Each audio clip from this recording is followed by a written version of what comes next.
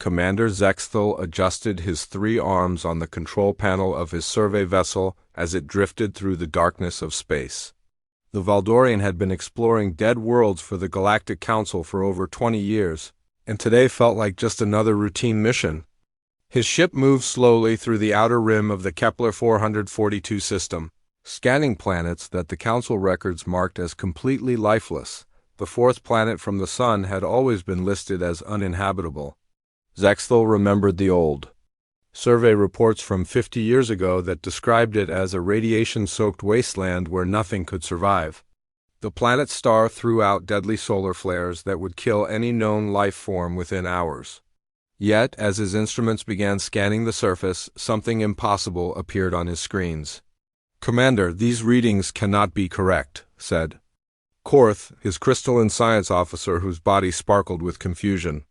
"The sensors are detecting massive energy signatures from the planet's surface." Zexthel's middle arm tapped the scanner controls while his other 2 arms worked the navigation systems. The readings were clear and undeniable. Structured settlements, spread across multiple continents. Energy grids powered enormous cities. Most shocking of all, the bioscanners detected millions of life forms moving around the planet's surface. "Run the scans again," Zexthel ordered, his voice carrying the authority of decades in deep space exploration. "Check every system twice." The results came back identical. The planet that should have been a dead rock was instead teeming with life and civilization. Massive agricultural domes covered vast areas of land. Industrial complexes hummed with activity that registered on their instruments from orbit. Transportation networks connected cities that stretched beyond the horizon. "Commander, the bioscanners are identifying the life forms," Korth announced, his crystalline form flashing with excitement. "They appear to be human." Zexthel felt his heart skip several beats. Humans were known throughout the galaxy as one of the newer species, fragile beings who required very specific conditions to survive. They were not adapted for high radiation, extreme temperatures, or the harsh conditions that this planet clearly possessed. Yet the scanners showed not just a few humans, but millions of them living and working on the surface. As their ship moved closer to the planet, Zexthel could see the settlements more clearly through the viewing ports. The cities were not the desperate survival shelters he might have expected. Instead, they looked prosperous and well-planned. Parks and green spaces dotted the urban areas. Children played in open courtyards while adults moved freely through the streets without any visible protection gear. "Sir, we are receiving a communication." "Signal from the planet," reported Navek, the ship's communication officer. "It appears to be directed at us specifically." "Put it through," Zexthel commanded. Settling back in his command chair, the main screen flickered to life, showing a human male with graying hair and kind eyes. He wore simple clothes and smiled warmly at the camera. "Greetings, travelers. I am Captain Jake Morrison of the New Haven colony. We detected your ship entering our system and wanted to welcome you properly." Zexthel stared at the screen in amazement. The human was speaking perfect galactic standard, the universal language, used for communication between species. More importantly, he seemed completely calm about the arrival of an alien vessel. Most species showed fear or suspicion when first contacted by unknown aliens. "I am Commander Zexthel of the Valdorian Exploration Fleet," he replied carefully. "We were not expecting to find any life in this system. Our records indicate this planet should be uninhabitable." Jake Morrison laughed, a sound that seemed genuine and friendly. "Well, I suppose that depends on your definition of inhabitable. We have been calling this place home for over 3 generations now. Would you like to land and see what we have built here? We do not get many visitors, and we would be honored to show you around."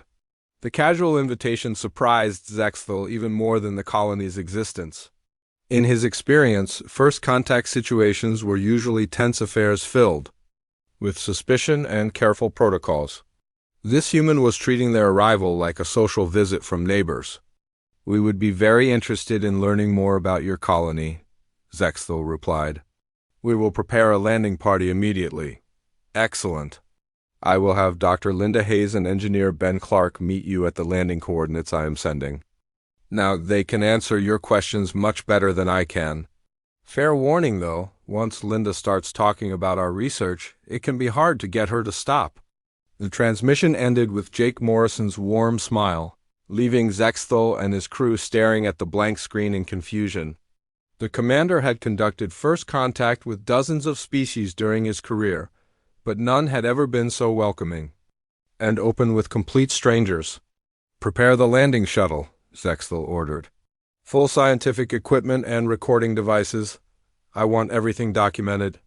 As the shuttle descended through the planet's atmosphere, Zexthel watched the landscape pass beneath them. The radiation levels that should have made this world a poisonous hell were indeed present, but somehow the humans had not just survived, but thrived. Their cities were clean and well-maintained. Their agricultural areas were producing abundant crops. Their industrial zones worked efficiently without the desperate appearance of survival settlements. The shuttle touched down in a designated landing area near the colony's main settlement. As the doors opened, Zexthel felt his instruments screaming warnings about the radiation levels. His protective suit automatically engaged its highest shielding mode. Yet as he stepped onto the surface, he saw humans walking around in simple clothing, breathing the air freely. A human woman approached the shuttle with confident steps. She had brown hair tied back in a practical style and wore a lab coat over regular clothes. Behind her walked a man in work clothes who carried himself with the easy confidence of someone completely at home in his environment. "Welcome to New Haven," the woman said, extending her hand in the human greeting gesture. "I am Dr. Linda Hayes, chief scientist for the colony. This is Ben Clark, our head engineer. We are absolutely thrilled to meet you."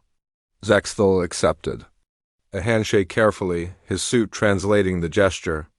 "I am Commander Zexthel, Dr. Hayes. I must ask directly. How are you surviving in these radiation levels?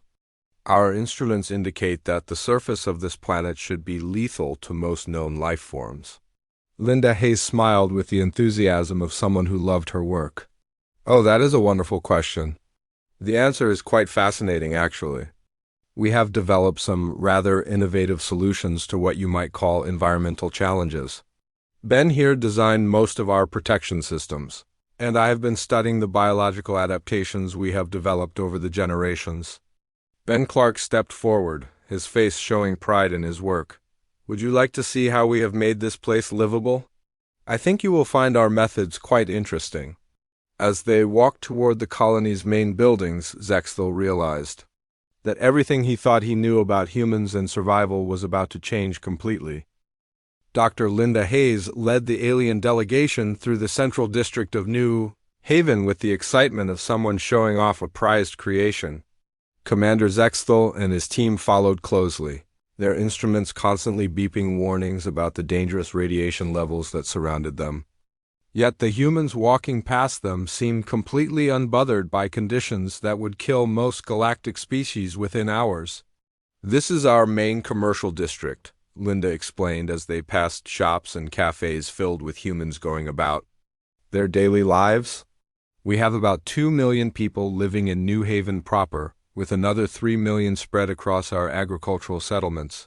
Zexthel watched children playing in a park where his radiation detector showed levels that would be instantly fatal to his species. The children laughed and ran without any protective gear, their skin showing a healthy glow that suggested they were not just surviving but actually thriving in this environment. "Dr. Hayes, forgive my directness, but how are those children not dead?" Zexthel asked, pointing toward the playground where a group of young humans were climbing on equipment that his instruments indicated was radioactive enough to power a small spacecraft. Linda smiled with obvious pride. "That is exactly what makes our colony so special. Over 3 generations, we have not just adapted to the radiation, we have learned to use it as a resource." "Ben, would you like to explain the technical aspects?" Ben Clark stepped forward, his weathered hands gesturing toward the buildings around them.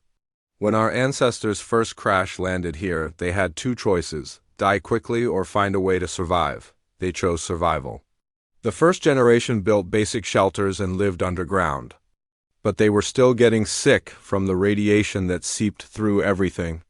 The engineer led them to a nearby building and placed his hand on the wall.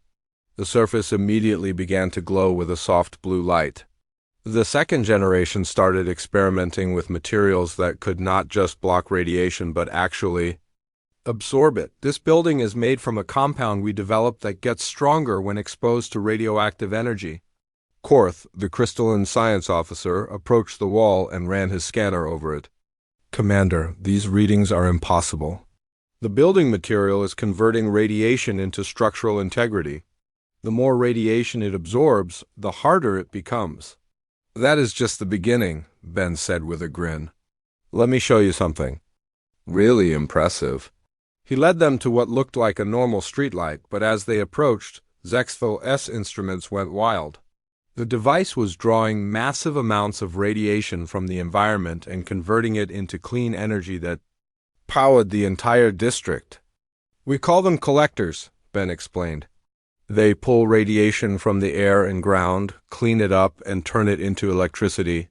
One collector can power about 500 homes and actually makes the local environment safer for anyone who is not adapted like we are. Dr. Hayes gestured for them to follow her toward a large medical facility.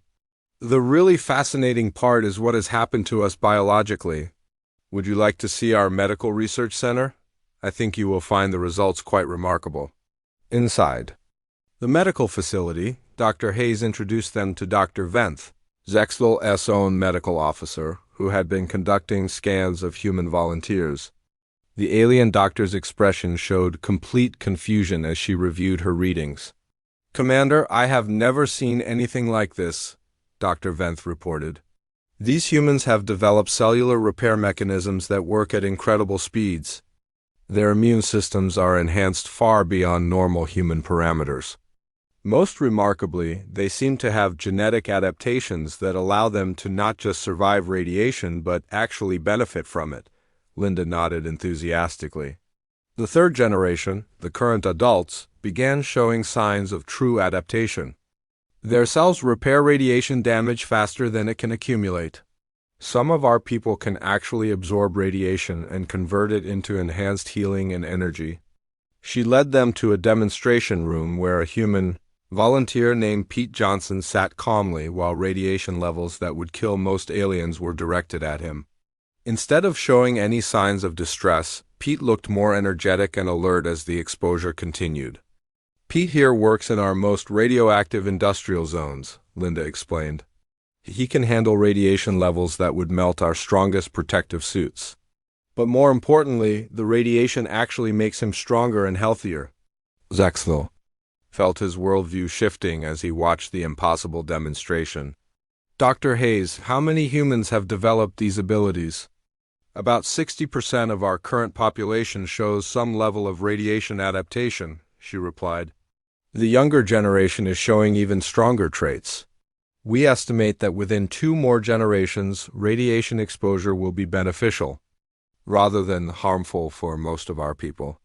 Ben Clark led them to the colony's defensive installations, where the true scope of human innovation became clear. We have weaponized our radiation technology, but only for protection. These shield generators create barriers of concentrated radiation that would stop any known hostile force. The security systems were impressive and terrifying. Weapons that could focus radiation into devastating beams. Shields that could create zones of lethal energy around the colony. Defensive systems that could make entire areas uninhabitable to any species except adapted humans. We have never used these weapons aggressively, Ben assured them. But we learned early that being able to defend ourselves was essential for survival. The galaxy can be a dangerous place for isolated colonies. Security Chief Ryan Davis joined them at the Defensive Control Center. Our location gives us certain advantages. Most hostile forces cannot operate in this environment long enough to mount an effective attack. We are naturally protected by conditions that others see as impossible. As they toured the industrial complexes, Zexthil began to understand the true scope of what the humans had accomplished. factories that operated in radiation levels that would destroy most machinery, workers who could handle materials that would be instantly fatal to other species, production facilities that actually used radiation as a power source and manufacturing tool. "We produce materials here that cannot be made anywhere else in the galaxy," Ben explained proudly. "The radiation allows us to create alloys and compounds that are impossible under normal conditions. We have resources that no other species can access." Dr. Hayes showed them the agricultural domes where humans grew crops in soil that should have been poisonous. "Our food is actually more nutritious than standard galactic fare. The radiation enhances the plants in ways that benefit our adapted biology." The tour concluded at the colony's communication center, where Captain Jake Morrison waited with a smile. "So what do you think of our little settlement?" Zexthel looked around at the impossible colony where humans had not just survived, but transformed deadly conditions into advantages. "Captain Morrison, I believe we need to have a much longer conversation about what humanity has accomplished here." Captain Jake Morrison led Commander Zexthel and his team to the colony's central archives building, a massive structure that hummed with quiet energy. The aliens had spent the morning touring New Haven's impossible facilities, but Jake's expression suggested that the real surprises were still to come. "What you have seen so far is just one small part of a much larger story," Jake said as they entered the archives. "New Haven is not unique. We are part of a network that spans the galaxy, and I think it is time you learned the full truth about what humanity has been doing out here." The archives contained communication equipment that looked far more advanced than anything the aliens had seen in the colony's other facilities. Banks of monitors displayed star charts, communication logs, and data streams that seemed to connect to dozens of different locations across galactic space. "This is our long-range communication center," explained Communications Director Amy Patterson as she joined them.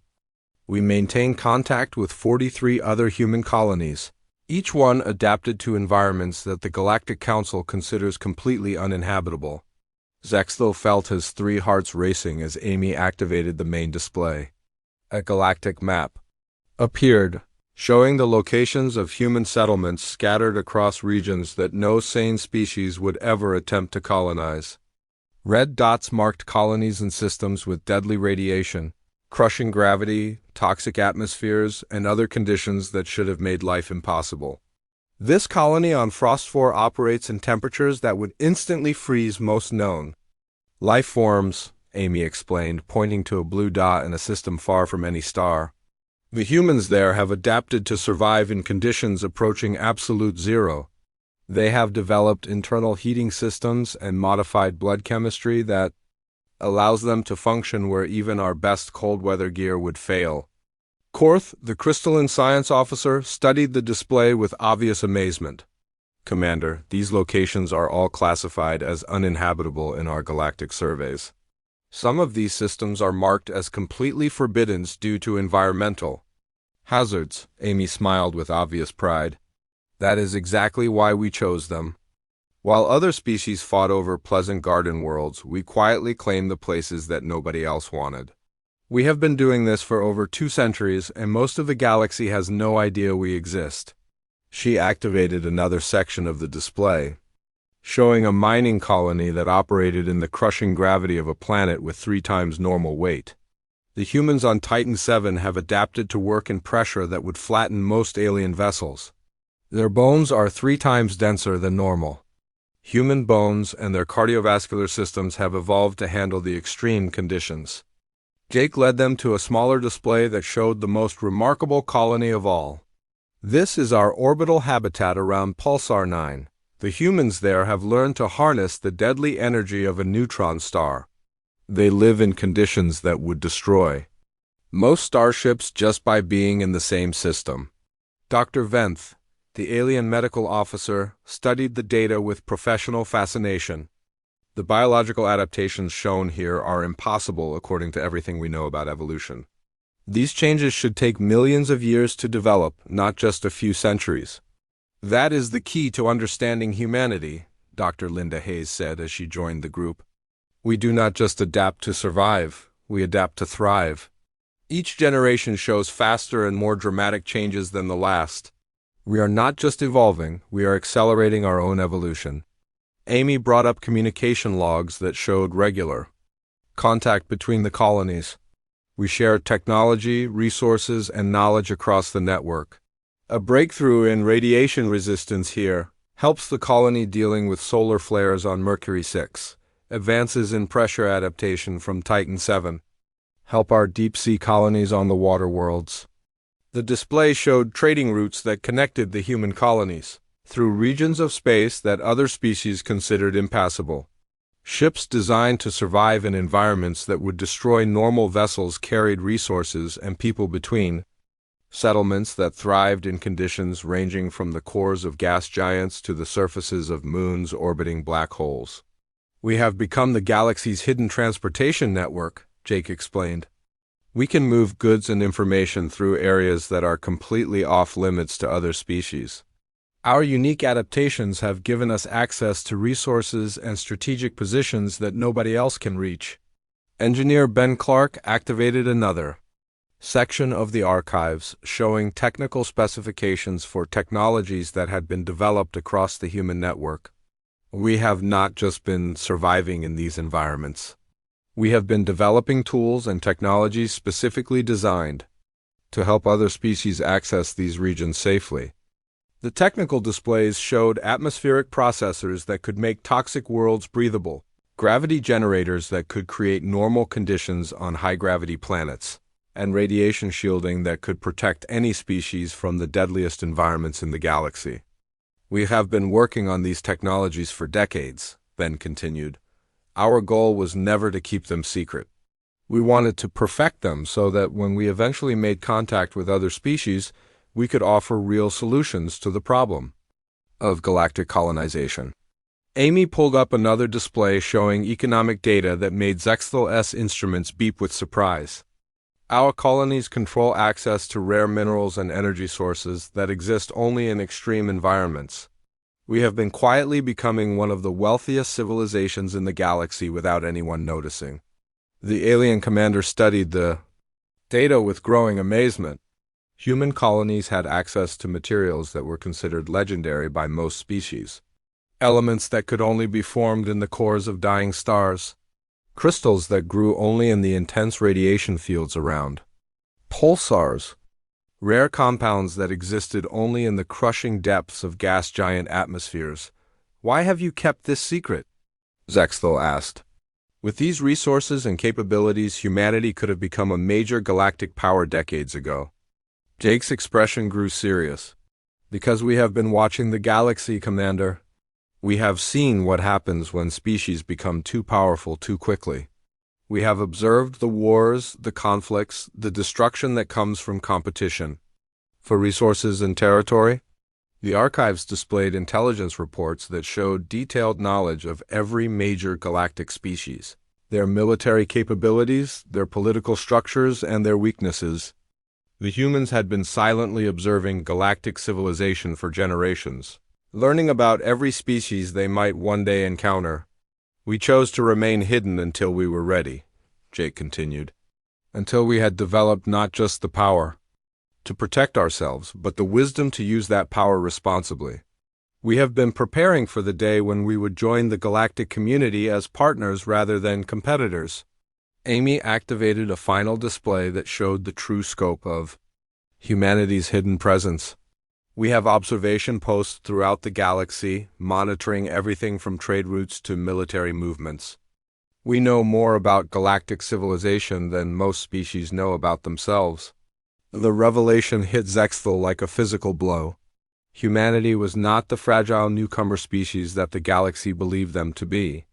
They were a hidden power that had been quietly growing stronger while observing and learning from every other civilization in known space.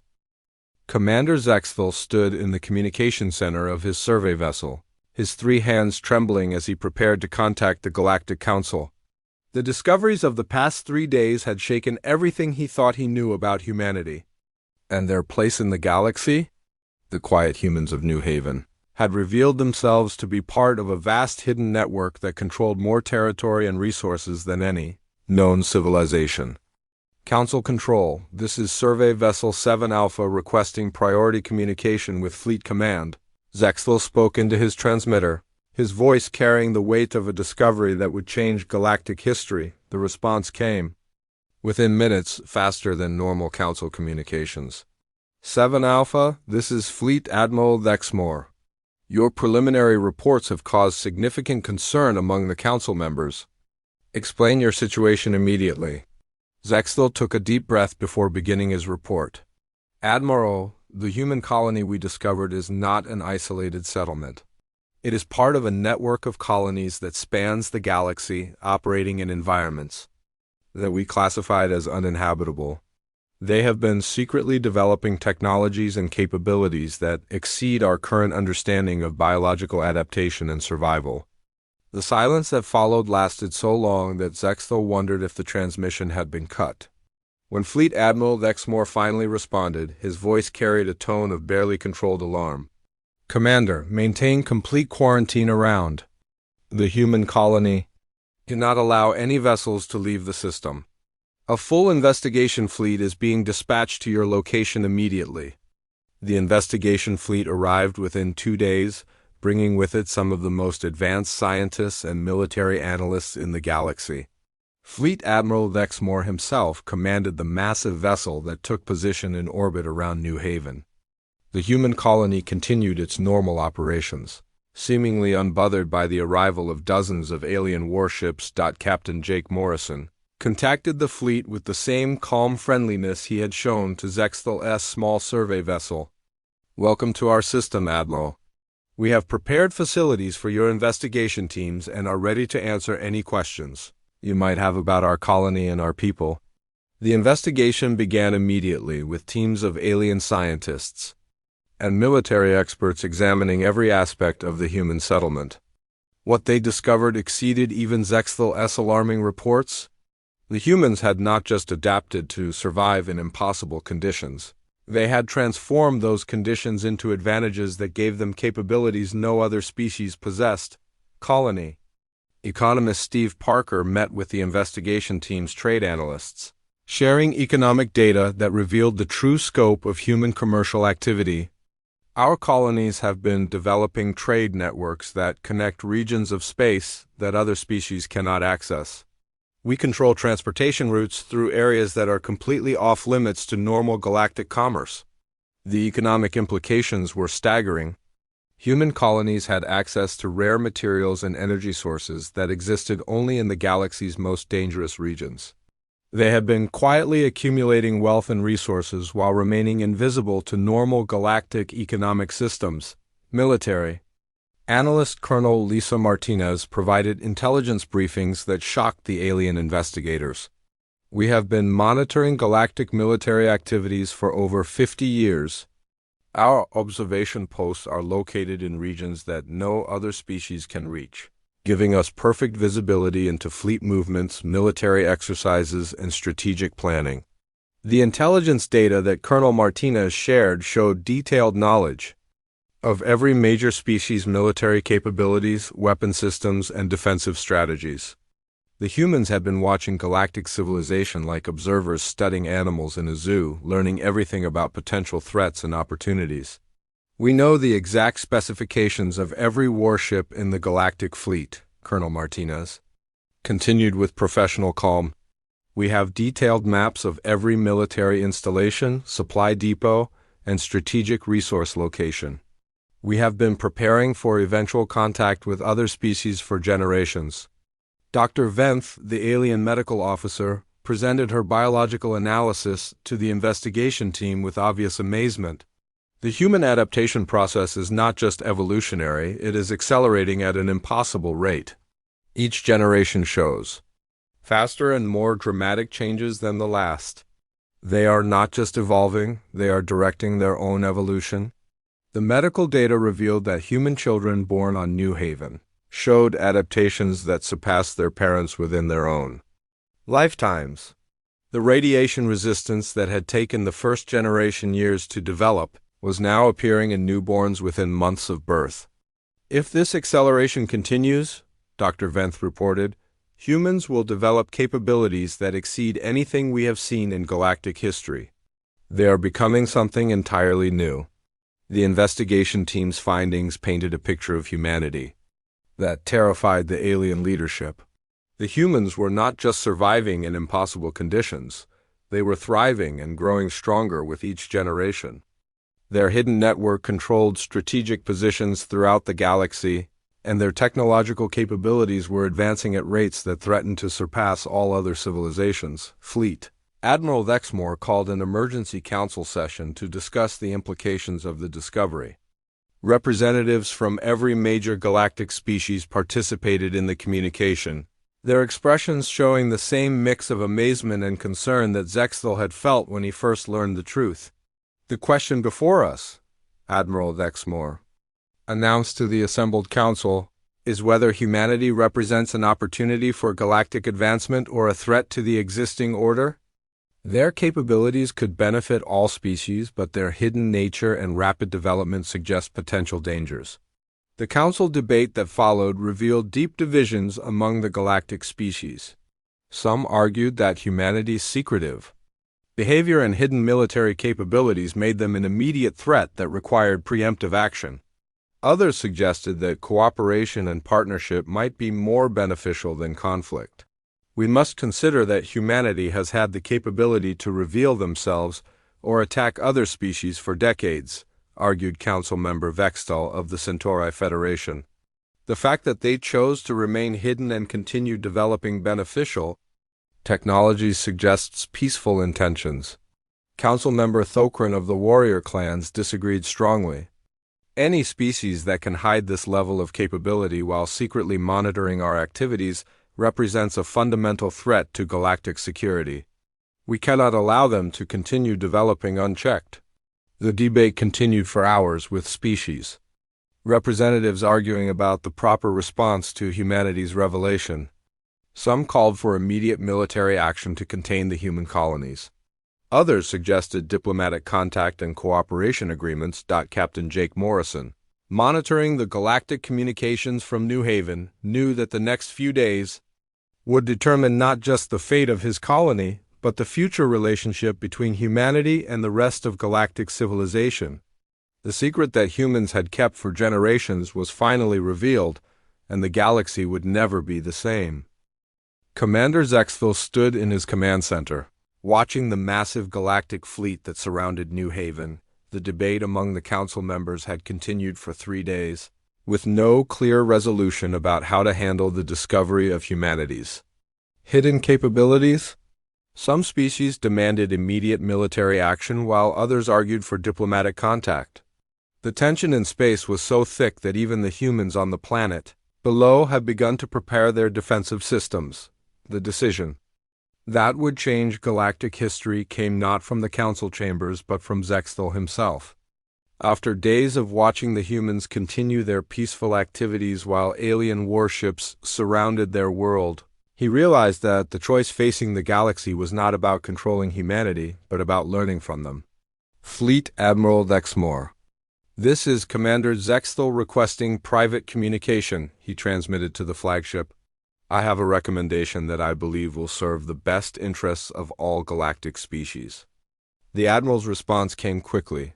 "Proceed, Commander. The Council is eager to hear from the officer who made first contact." Zexthel took a deep breath before speaking words that would reshape galactic civilization.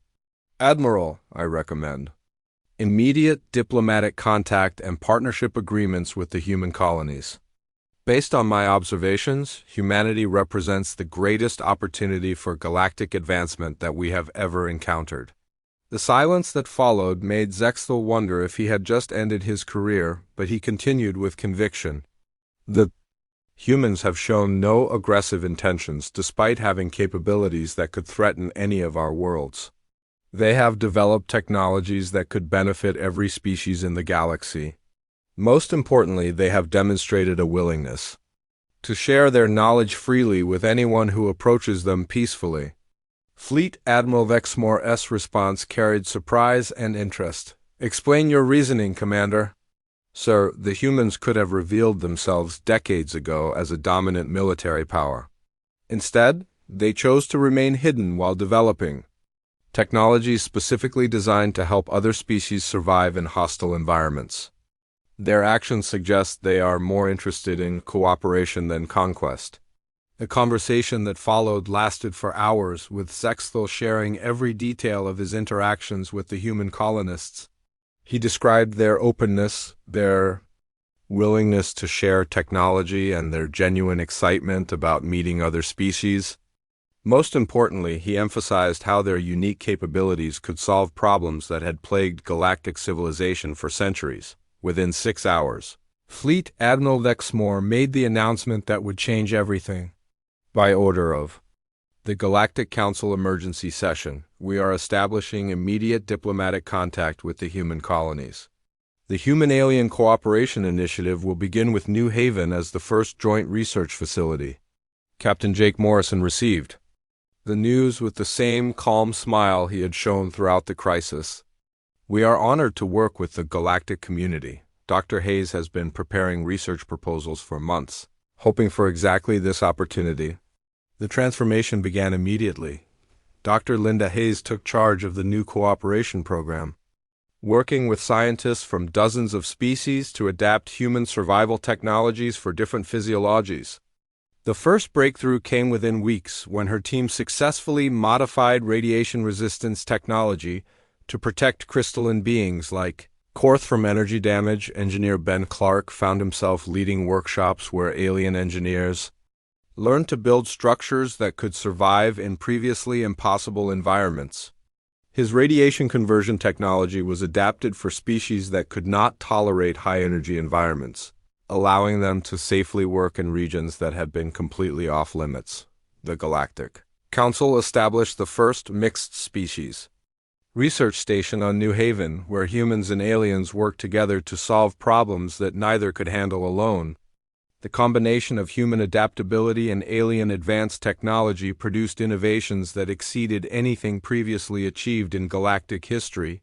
Governor Amy Patterson negotiated humanity's new status within the galactic community with skill that impressed even the most experienced diplomats. Rather than seeking dominance or special privileges, she focused on creating partnerships that would benefit all species equally. Our goal has never been to rule the galaxy, Amy explained to the council representatives.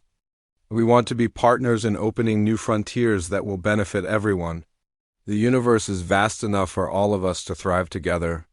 The first joint colonization mission launched within 6 months, targeting a world that had been considered completely uninhabitable due to extreme gravity and toxic atmosphere. Human colonists worked alongside alien scientists to establish a settlement that could support multiple species safely. Steve Parker, the colony economist, found himself coordinating trade agreements that connected human-controlled regions with traditional galactic commerce. The rare materials and energy sources that humans could access became available to other species for the first time, while human colonies gained access to technologies and resources from throughout the galaxy. Colonel Lisa Martinez transformed her intelligence network into a galactic security cooperation system, sharing information about potential threats and working with alien military forces to protect all species from common dangers.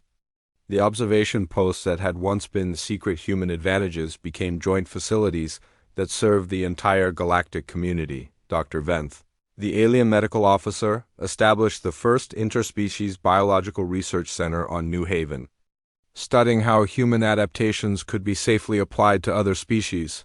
Her work opened possibilities for enhanced survival capabilities that could protect any species from environmental dangers. The revelation that had initially terrified the galactic community became the foundation for unprecedented cooperation and advancement.